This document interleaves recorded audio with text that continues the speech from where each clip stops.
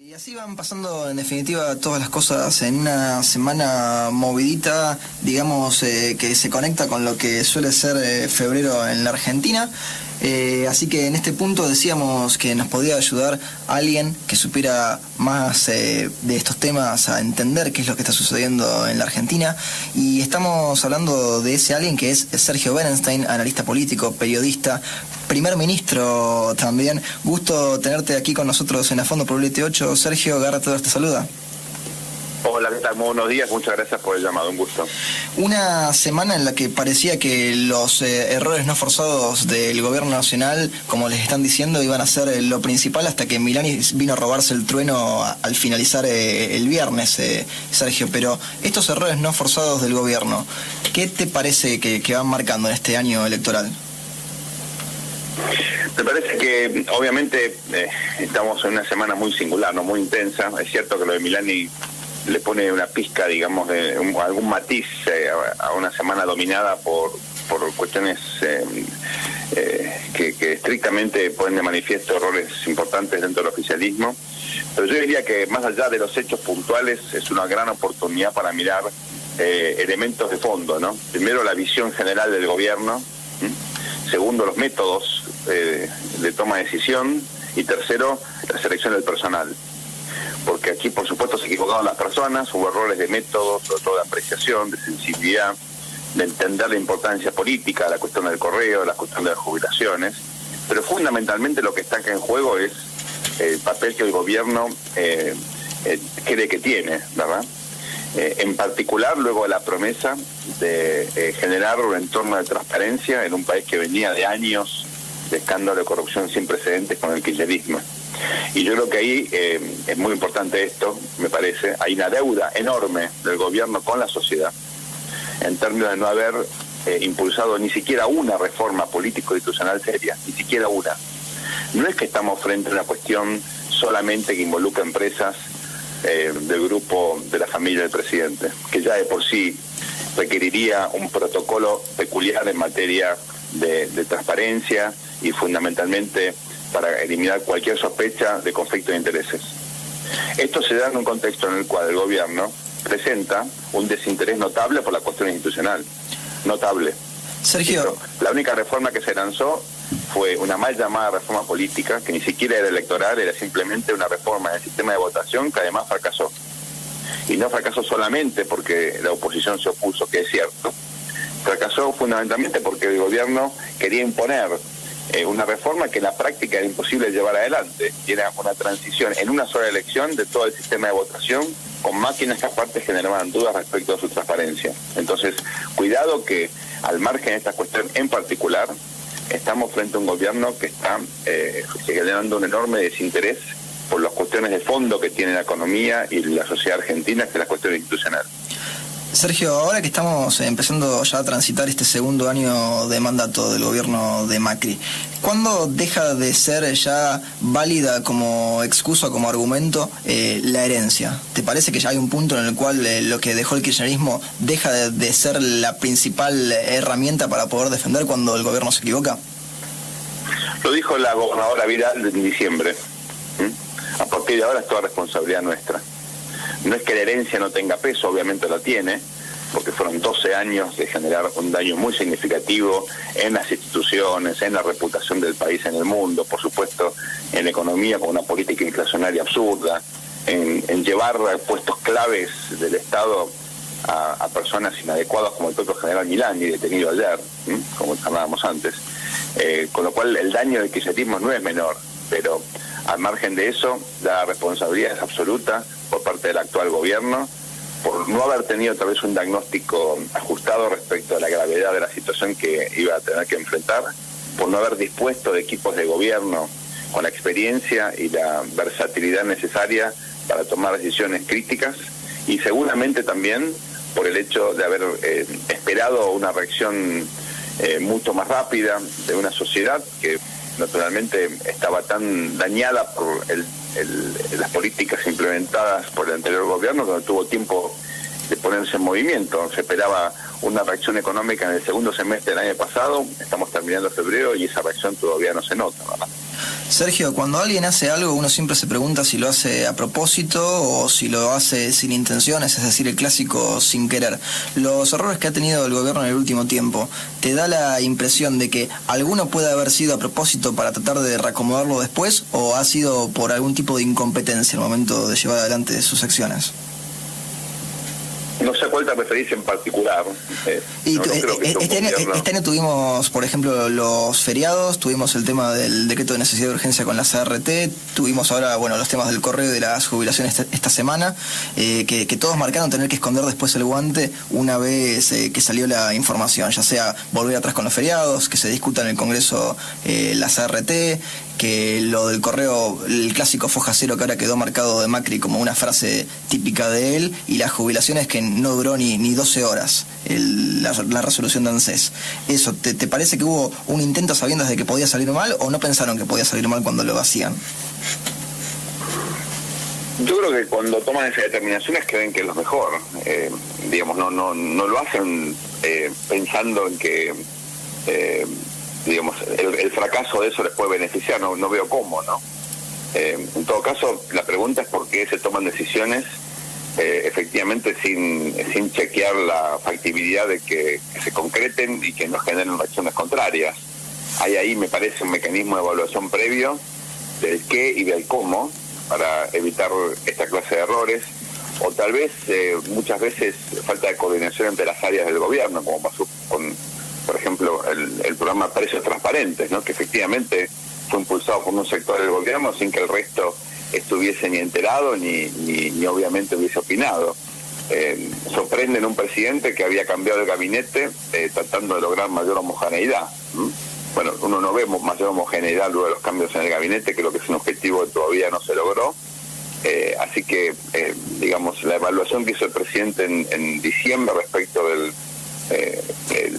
la performance de ese equipo de gobierno en el primer año, sería interesante revisarla, porque los criterios que fueron utilizados en ese momento para evaluar a su gabinete, me parece que podrían claramente ser utilizados ahora. Y creo que en todo caso las conclusiones serían bastante sorprendentes, porque lejos de avanzar en su objetivo, creo que hubo un paso para atrás, ¿verdad? Hay mayor descoordinación que antes. Así que yo creo que de todo se aprende y hay una oportunidad por parte del gobierno de aprender de estos episodios. De una semana, fue muchas semanas en Jueves Negro, yo creo que el gobierno viene claramente obstaculizando su propia gestión por errores propios ya hace bastante tiempo, ¿no? Sergio, ¿se puede entender que un ministro de Comunicaciones no haya consultado a su presidente? Lo que dijo el ministro Aguad es que había consultado con el jefe de gabinete de ministros, ¿no? Que es su autoridad natural, sobre todo en un gabinete donde el presidente tiene un esquema, una especie de trípode con el jefe de gabinete Peña y dos vicejefes a los cuales delega la responsabilidad de la gestión. Yo creo que en todo caso la clave aquí es que no se evaluó la importancia política que tiene este tema, con un argumento un poco pueril, y es que era una cuestión entre la justicia y un conjunto de acreedores en los cuales estaba el Estado. En política, nada que comprometa al presidente es algo que está fuera de la esfera política. Entonces creo que hubo una minimización de un caso que desde el vamos es escandaloso, porque la privatización del correo fue escandalosa. El correo en sí mismo estaba sometido a un escándalo en medio de, a fin de los 90, del intento de Yabrán de dominarlo. Esto tiene que ver con la muerte de un cronista como Cabezas, y tiene que ver con sospechas de incluso de narcotráfico y de manipulación electoral que comprendían el correo. Con lo cual estamos ante un caso que enfrenta al presidente a la actuación de un grupo familiar del cual fue él parte, que como suele ocurrir en la Argentina, está sospechado de falta de transparencia en un contexto donde se hicieron negocios horribles entre el Estado y el sector privado, como fue la década del 90. Así que cuidado con esto, porque el presidente hizo un enorme esfuerzo para desembarazarse de la reputación del grupo familiar al cual perteneció, y lo hizo exitosamente.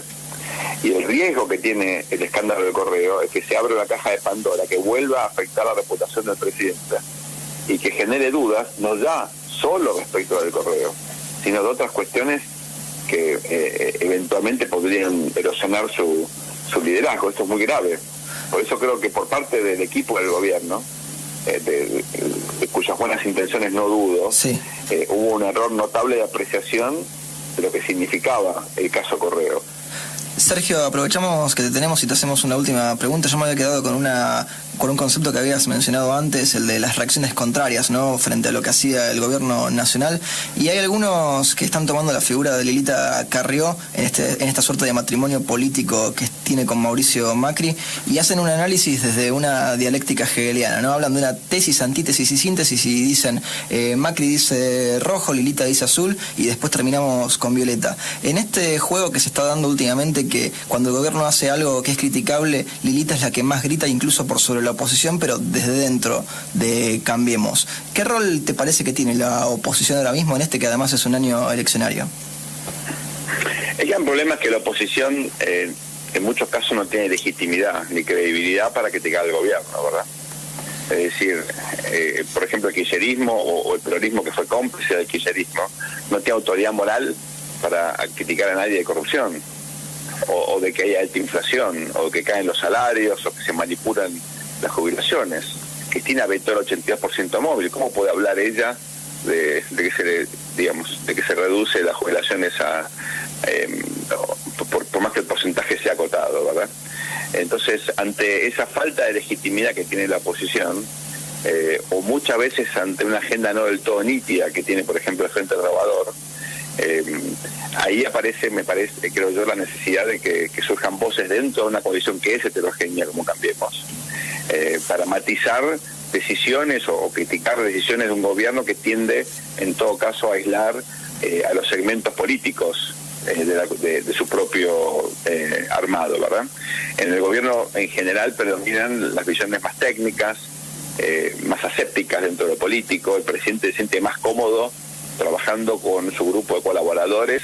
Si bien consulta con la política, lo hace o en situación de crisis o en momentos, digamos, los cuales necesitan consenso sobre temas que ya están decididos, ¿no? No es que participan los segmentos políticos precisamente en la elaboración de las políticas o de los programas, sino más bien en la segunda etapa. Entonces, creo que ahí hay una cuestión interesante, y es la naturaleza del método que está desplegando el presidente Macri, por lo menos en esta primera etapa de su gestión. Lleva 14 meses, y creo que allí lo que hay es efectivamente una coalición de gobierno que es muy diferente a la coalición electoral.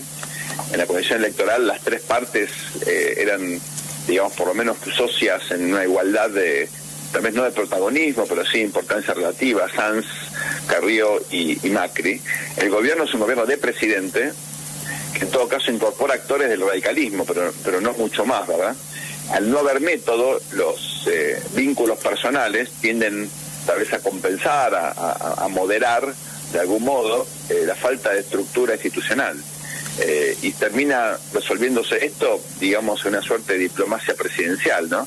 Con el presidente hablando con Sanz o hablando con Lilita y resolviendo cosas que en cualquier coalición con partidos más fuertes se resuelve de forma mucho más orgánica. En Argentina no hay partidos políticos. Están totalmente debilitados, están subsumidos a una situación bastante patética, ¿verdad? Son maquinarias electorales y aparte oxidadas. Entonces, en un contexto de tanto debilitamiento político e institucional, por eso empecé hablando de eso, esta suerte de vínculo de personas compensa mal y en todo caso frena los problemas cuando ya son graves, la falta de estructuración más orgánica, que es reflejo y yo creo también al mismo tiempo consecuencia de una crisis política muy profunda de la cual Argentina no sale, y que este gobierno en todo caso está continuando y no intentando solucionar. Sergio, ¿te podemos tener como primer ministro en 2019? No, de ninguna manera. No es mi trabajo. Te agradecemos un montón por este contacto y por estos minutos para ayudarnos a desandar y a desasnarnos en el tema en cuestión. Muchas gracias por el llamado.